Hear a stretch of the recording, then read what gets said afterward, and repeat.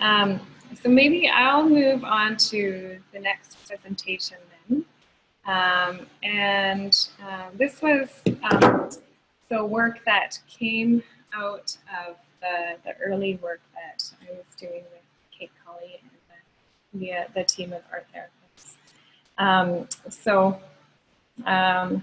Yeah, you can see I'm listed as a first presenter, but really this is the work of Brennan Jones, who's not able to be here today. So the title of this presentation is Prototypes of Tools for Online Art Therapy Groups.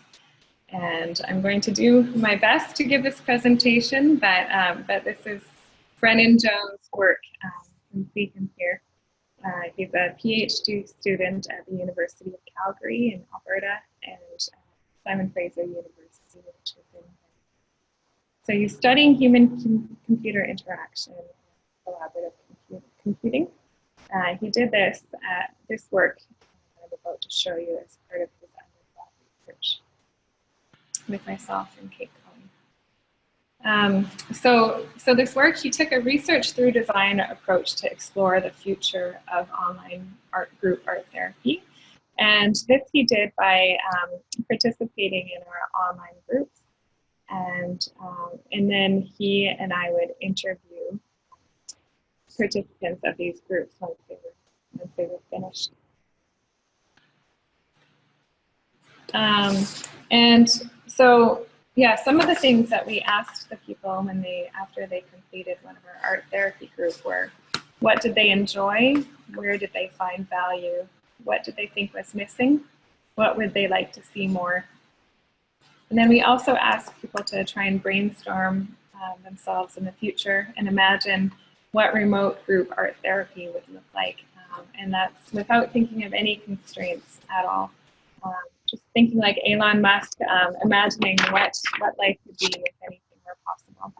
And so some of those ideas we helped to inform some of his work, as well as the research in art therapy, psychotherapy, distant delivery of therapy, and human-computer interaction. So we talked a bit about some of the strengths of online art therapy in a chat room, which where people feel very comfortable. They enjoy being anonymous, particularly people who have like head and neck cancers or other cancers or treatments that alter their appearance. A lot of them prefer to be able to stay anonymous. Also people who are worried about how cancer might affect their career. Yeah, they enjoy the anonymity as well. So people also enjoy the ability to express themselves through type, and also how they're able to cry and type or express themselves in some ways that they might not be able to otherwise. But there definitely were some challenges within the chat room. Some people reported that they were a little distracted. There's times when you're waiting for somebody to type something and you're not sure if what's going on, who's going to say what. So there's some unknowns, a little bit of uncertainty there. And some people also felt or like they were wondering who the other group members were and would have wanted more information. So those are some of the questions or the challenges that Brennan was looking to address. Ultimately, the feedback has been really positive, and this quote shows that. It says, there was a quality of relating online that was incredibly human and potentially very profound that would allow a group to benefit very much despite isolation. So with all of these things in mind, Brennan had 4 design goals. The first was to promote shared creative experiences, and then to promote connectedness between individuals, and then to allow meaningful interaction through nonverbal communication and allow group members to be aware of each other without actually seeing each other. So these were some of the designs that he came up with. The first was based on this quote, which says, I would like the experience to feel more real, like sitting in a room with someone. I value getting response from body language, pen, brush pressure, changes in breathing patterns, etc. So this was a tool that he created in a tablet. And can see that it's the pen is quite responsive to touch, to the amount of pressure that the patient is giving to it.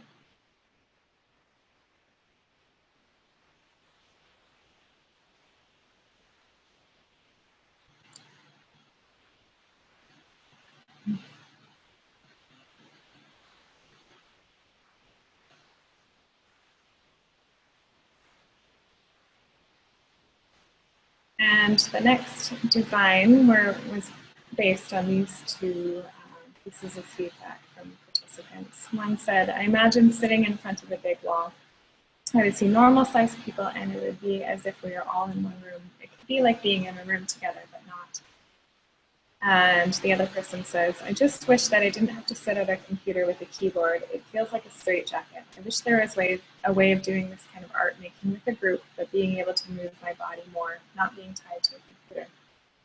So his response to that was to use Microsoft Kinect commodity depth camera to show the silhouette of people in the group. So that's the silhouette, and then at the same time the person was able to draw.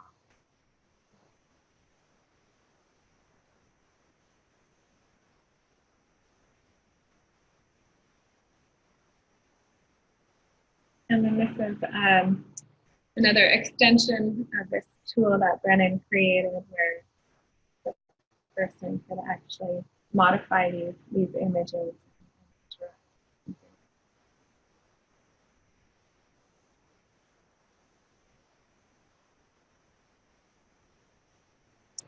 And the next idea that Brennan had was to use these images as body outlines. And this was based off of the work of Paulo LUZZATO and his body outlines that were done with cancer patients, which were then filled up. So these are some of Brennan's early sketches where Timmy is standing in front of the Kinect and the big screen. And you can see Timmy's silhouette here. But the silhouette becomes an avatar being filled up. And Jimmy is a remote user. So these are the silhouettes, and they were able to have images added to them.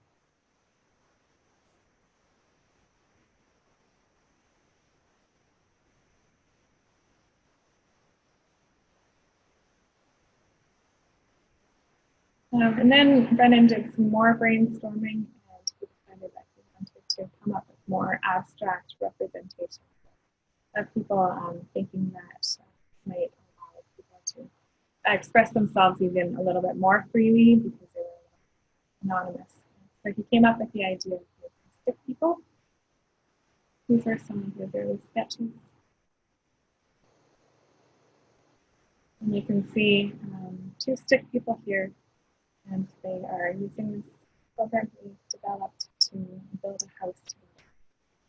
And they're in different locations, and so you can see it's pretty neat that they're able to collaborate on this project and have fun together in a shared space.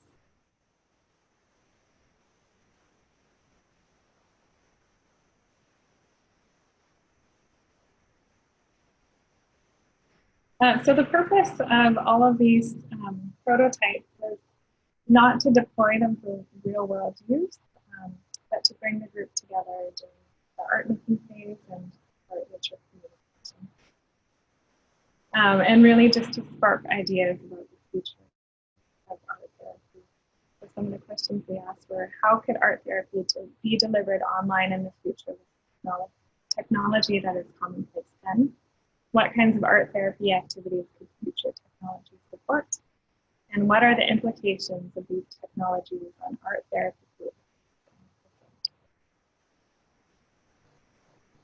And if you're interested, Brennan and I and Kate wrote this article called Adapting Art Therapy for Online Groups. And it's in this book here, Combining the Creative Therapies with Technology, which is edited by Stephanie. So if you'd like to read more. Okay, so that's it for my presentation. Yeah, does anybody have any questions? So there was a question if BC cancer patients have to pay, and they do not. That's one of the joys of my job, is being able to provide all of my services for free.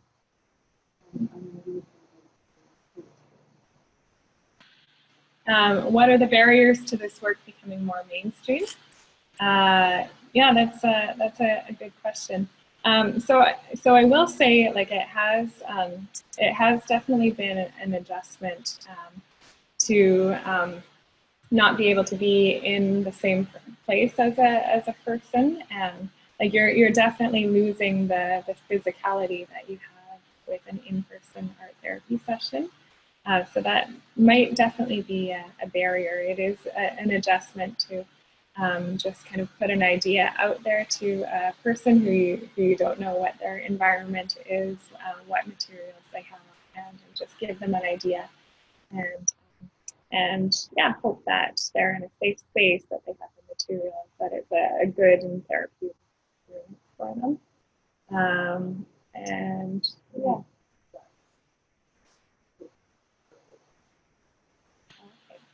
And then another question, how would this work go down with First Nations people? And that's actually a really great question.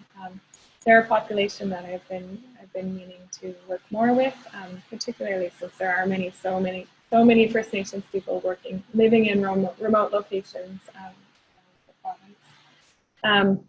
That's something that I'm definitely interested in exploring. Yeah, hopefully we'll have more First Nations speakers in the future. Okay, so I think that's all for me. Thank you all for tuning in, and I'm going to pass it over to Michelle now.